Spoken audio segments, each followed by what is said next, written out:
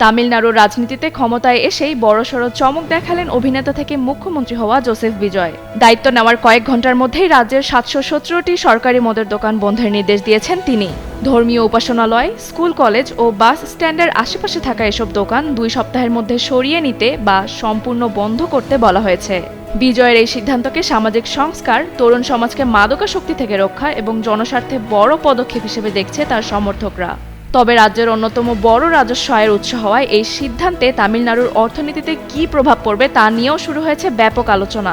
মঙ্গলবার প্রকাশিত সরকারি নির্দেশনায় বলা হয়েছে, মন্দির, মসজিদ, গির্জা, স্কুল, কলেজ ও বাস স্ট্যান্ডের 500 মিটার ব্যাসার্ধের মধ্যে থাকা তামিলনাড়ু স্টেট মার্কেটিং কর্পোরেশন পরিচালিত মদের দোকানগুলো এই সিদ্ধান্তের আওতায় পড়বে।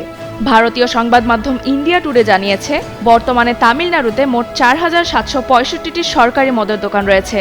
এর মধ্যে বন্ধের তালিকায় থাকা 717 দোকানের মধ্যে 276টি ধর্মীয় প্রতিষ্ঠানের কাছে, 186টি শিক্ষা প্রতিষ্ঠানের কাছে এবং 255টি বাস স্ট্যান্ড এলাকায় অবস্থিত। দায়িত্ব নেওয়ার পরপরই বিজয়ের এই পদক্ষেপকে সামাজিক সংস্কার ও জনকল্যাণমূলক উদ্যোগ হিসেবে তুলে ধরেছে তার সরকার।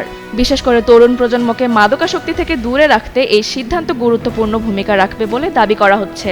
তবে তামিলনাড়ু সরকারের অন্যতম বড় রাজস্ব আয়ের উৎস হওয়ায় এত বিপুল সংখ্যক দোকান বন্ধে সরকারের আয় কতটা কমবে তা নিয়ে রাজনৈতিক ও অর্থনৈতিক মহলে আলোচনা শুরু হয়েছে।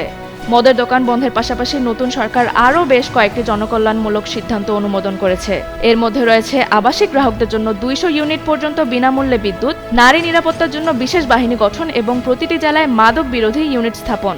51 বছর বয়সী অভিনেতা রাজনীতিক জোসেফ বিজয় রোববার তামিলনাড়ুর মুখ্যমন্ত্রী হিসেবে শপথ নেন।